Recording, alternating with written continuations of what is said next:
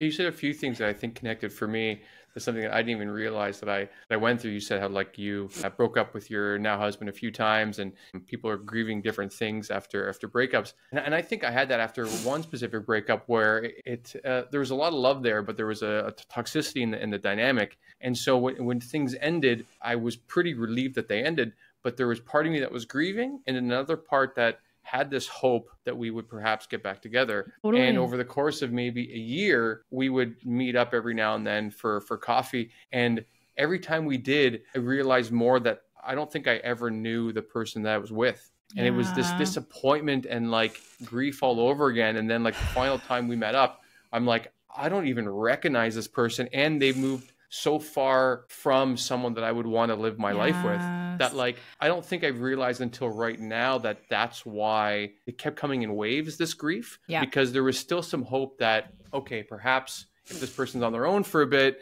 then there'll be something to reflect and we can come together and have a really productive conversation about some things, and then we can move forward. But every time it was like a bit of a crushing disappointment that you're like, I have no idea who I'm really talking to Totally. right now. And that's super helpful because Yeah. I Yes. think thinking of it is like, oh, why is this end taking so long? Well, the reason was because that hope was not extinguished. There was still something that wanted that to continue. And then at the very end, that's when it became like, oh, now it's completely over because this person's a Totally. foreign object, so to speak. And can I ask, were you and your now husband able to solve a lot of those issues, or did some of them become less important? Like, are you able to talk about that at all? Because I find that Yeah, super interesting. of course. Let me respond to that. But first, I just want to say one thing to what you just said about your experience. What a gift, as painful as it was, what a gift that you had that opportunity to really recognize that you weren't compatible with this person. Because there's something called the phantom X, which a lot of people have or experience after they end a relationship or someone ends a relationship with them. And for many, many years, they sort of, again, pedestalize this person and think, oh, like, but they were so great. They were so perfect. I just wanted this to work. They never have that opportunity. And they will forever compare any new relationship they experience to this sort of pedestalized fantasy version of their Phantom X. And so Right. it is so amazing that you had that experience. And I hope for people listening, they might consider that if they do have Phantom X, if they do have someone that they're kind of pedestalizing and like, oh, but they were so perfect and no one's ever going to compare to them,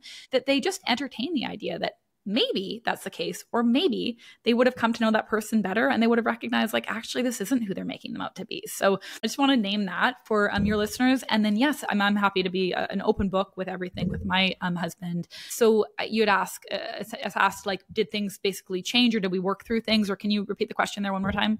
Yeah, just because to get broken up and get back together three times, Yeah, like normally that is a telltale sign that these people are not going to be together.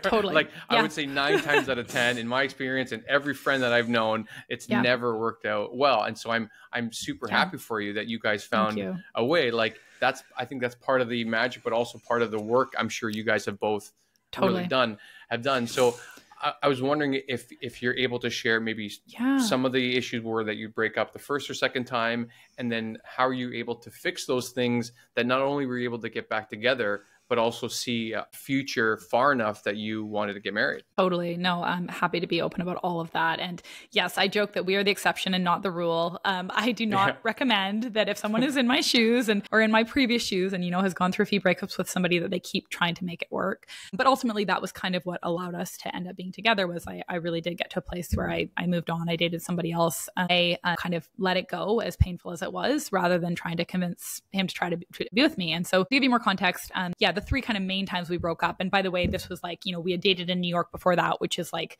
the sort of mecca of like casual dating. So how many like casual Right. breakups we had, I wouldn't even be able to keep track. But from the like official point of like, we're in a committed monogamous relationship, we had 3 breakups. And, I think if you asked him, he would probably take most responsibility for his own kind of fears of commitment, or fears of kind of uncertainty, and maybe not having a totally realistic perception of what a relationship is and should be. However, I want to take lots of responsibility myself as well. So I definitely fell into that more anxious dynamic, in which I kind of found myself trying to convince him to love me and commit to me. And, through that process, I think it caused him to sort of pull further away and probably lose some respect for me, honestly. I do believe, of course, this is easier said than done, but it is so important to respect ourselves in relationship. And when we reach that point where we feel like we're not really being respected, whether it's 2 weeks in or 2 years in, it's important for us to kind of like take a step back and be like, okay, like what am I willing to put up with here? Would I accept this behavior from a friend, or someone who loved me? Would, if I were treating somebody like this, would it mean that I really respected them and cared for them? And so, the first couple of times we broke up in the space in between, the first one was like a very short breakup. It was like a week, but the second one was 6 months and the third one was a year, or 5 months, I think was the second one. And in the space of both the first two breakups, I really was like so devoted to trying to convince us to get back together and convince him to but this is why we're right for each other, and like writing these emails and like doing everything I can and like stalking the social media and all the kind of like stereotypical things that you would see a person doing in a breakup. And, and then we would get back together and things would be good for a period of time. And each time that we broke up, it was kind of like right as we were about to take another step together, whether it was like moving back in together, or moving to a new city together, or going home for a holiday to the parents, or going back to Canada or whatever. And so each time we broke up, there was kind of like a big commitment on the horizon. And my belief is that was scary for him. And so he kind of thought, well, I don't want to lead this person on. Like, I don't want to take these steps of commitment, and ended up breaking up with me. And I also think it's important to note that we did also date during the pandemic, which was a really intense time. Like for anyone who had relationships, and maybe people are still in relationships that they were in during the pandemic, but a lot of us aren't or weren't. And that was a really intense time where things like accelerated quite quickly, and there was just like a lot of intensity. And so that was like a beautiful thing on some levels, but it also like was hard, and for me, the pandemic, as somebody who's very extroverted, the pandemic was really hard for me. I left New York because we couldn't be there. It wasn't really safe, and it also wasn't good for our mental health. And so we left and we lived in DC with my husband's parents for a bit of time. And then we also were kind of like all over the place. We were in Miami, like we were in Puerto Rico. We were just like kind of all over until, New York seemed like the place to go back to. But the reason I share that is because I really lost myself, like not having my community, not having the spaces I would go to, do my work, or, to go walk on the West Side Highway in New York, or go to my classes or anything like that. Like I was very depressed during the pandemic. Not to mention being a therapist during that time was fucking crazy. Like nobody talks about therapists during the pandemic, but it was madness. And so that was a very challenging time, and I really did lose myself. And I think I probably was hard to be in a relationship with. And so I can understand why, my now husband might have been like, I don't know if this is the right person for me. And so we broke up these multiple times. And ultimately the third time we broke up, we were apart for a year. And that time I gave up in the best way. Like I was like, I'm not doing this anymore. Like this is just, I love myself too much at this point. And in the previous breakups and relationships, I had felt like I'd been a little, I don't know, I'm trying to think of what words are diplomatic, but I'd been too probably like intense and controlling and jealous and like all of these sorts of things. But the last time around, I actually like, we were back in New York at that point, and I'd rebuilt my life, and I was like, I'm pretty good now. Like once again, I still had to like find another apartment and everything, but I was like, you know what? Like I'm just not, I can't keep doing this. I've got to just move on and build my own life. And so I did that. And for the next year, really rebuilt my life, and got a great apartment and lived with one of my best friends, and, started dating somebody else, and started just like feeling like I was really thriving in my career again, and all of that stuff that like through the pandemic and through the breakups I hadn't felt those sorts of things. And, it just so happened that a year later we ran into each other at a party, and I had actually just broken up with the person that I was dating for the last 6 months. And the reason I broke up with him was because he couldn't commit after 6 months. And I was like, I'm not doing this again, So I knew at that point, I was like, I am not going through this. I'm not going to commit someone to love me. Like I'm out, peace. And so it just so happened like a few days later, basically I ran into my now husband, and it was really different this time. Like he said, he's like, I miss you, and I should have treated you better. And it wasn't this sort of like intense, oh my gosh, we're like back in this. It was like, hey, okay, cool. It's been really great running into you. Maybe we should get a coffee sometime. And then like a week or 2 weeks later, we got a coffee. And then like a week or 2 weeks after that, we got dinner. And then, a week or 2 weeks after that, we, saw each other again. And we didn't actually like get back into any type of romantic connection for months.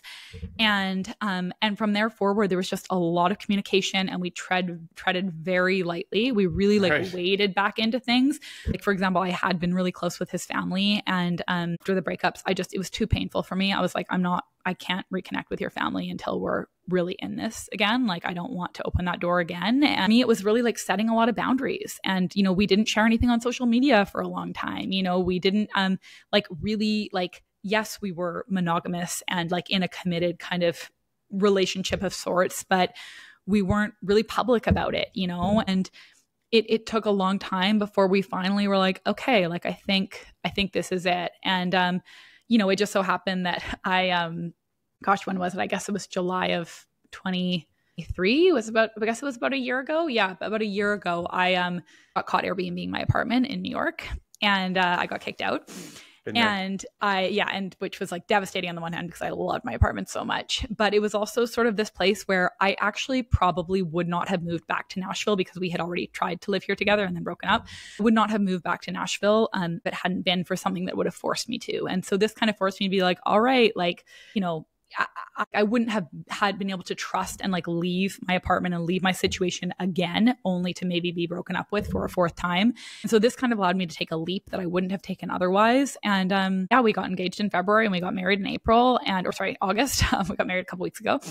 It's just different this time. Like, we're just, the commitment is there. I think the self-awareness is there. We've both done a lot of therapy. We've done some couples therapy. And I think there's just like more of a power balance. Like, for the first 3 or 4 years of our relationship, there was a huge power imbalance where I did not see my worth, and I kind of was playing out a lot of my own childhood trauma in our relationship. And, in the last couple of years, there's just been this real kind of like evening and mutual respect and mutual trust that just takes a long time to build sometimes. When you've got, like, I have a lot of trauma, like, or childhood trauma or whatever. And I don't mean that from like a, TikTok way of like, oh my gosh, woe is me. It's more just like, I had a lot of fucked up stuff happening in my family, and like not a lot of like love and healthy relationships. And so it takes a long time for me to really trust someone and to truly commit and feel like if I show them who I really am, they're not going to leave me. And so I think time was a big piece as well.